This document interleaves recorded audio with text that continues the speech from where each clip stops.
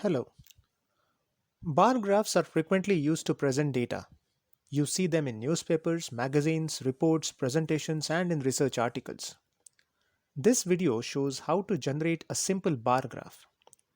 For that, I have considered hypothetical data in which body weights of three subjects were measured. Now, there are several ways you can present these data, but suppose you decided to present them in form of a bar graph as shown below. This video will show you how to do that using MS Excel. Just follow the cursor while you hear me over to the Excel worksheet. Okay, so the first thing that we need to do is to enter the data in the Excel sheet as shown over here. Now for plotting the bar graph, we need to go to Insert, choose the bar graph option, take the first one, and that creates an empty rectangle. And the bar graph is going to be generated inside this rectangle now. We right click on the mouse, select data, and then we need to specify the cells which are containing the body weight measurements. Here we choose add, put the series name as body weight, but then this is optional. However, we need to give the series values over here, meaning the we have to mention the cells which are containing the measurements. So using the mouse, you can select the three cells over here and then press OK. So what you now have are three bars corresponding to the three body weight measurements. What we also want is that the subject names, subject 1, subject 2, and subject 3, should appear under these bars.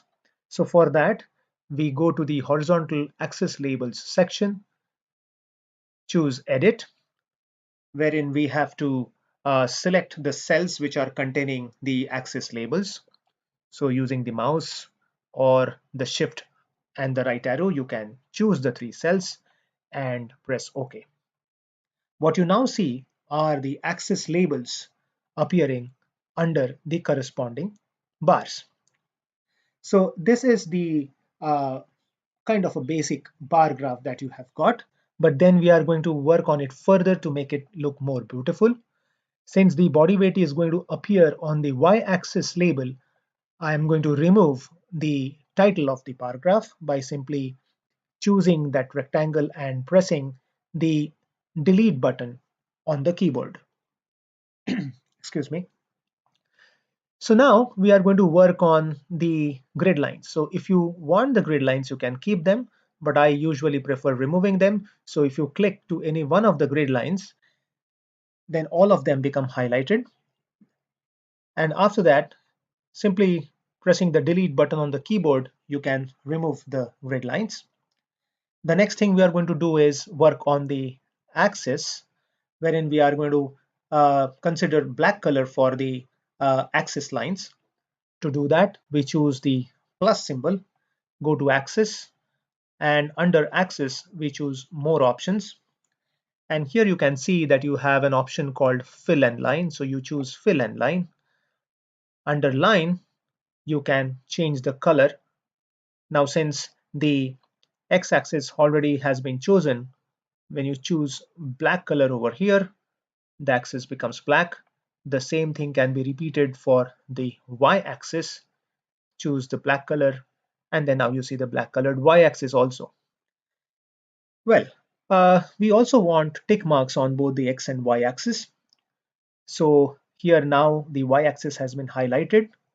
We go to the bar graph icon over here, and you will see down somewhere here, there is this option called tick marks, and we can choose under major type the option called outside.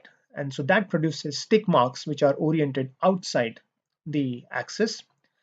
The same can be repeated for the y-axis, or rather the x-axis as well. We go to tick marks and then choose the outside ticks. What you now have is a bar graph which is reasonably looking better, but then we can change the color of the bars. So for that, you can simply click on one of the bars.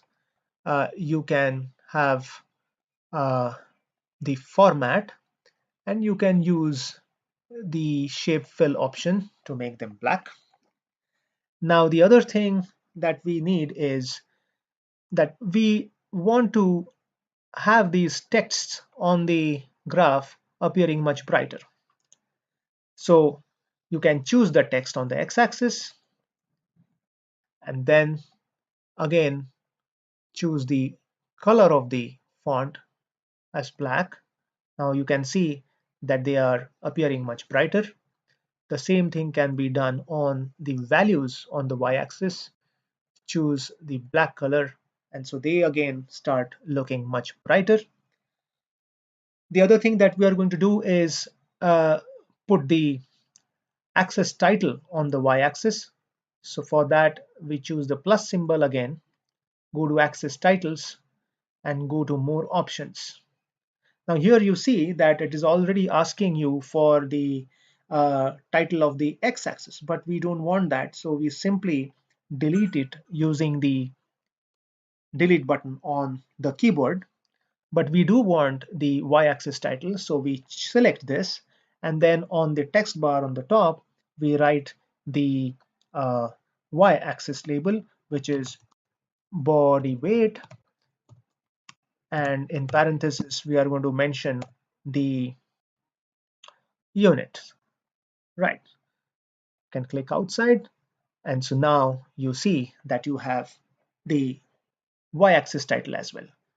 Choose this axis title, go to the font color, choose black, and then you see that it has also become nice and bright. Well, almost done, but then the spaces between the bars are a little too much. You just click on the one of the bars and then choose the format, and on the left hand side you see there is an option called format selection, and that brings up another window. What you will see here are two options, series overlap and gap width. I usually prefer keeping 0%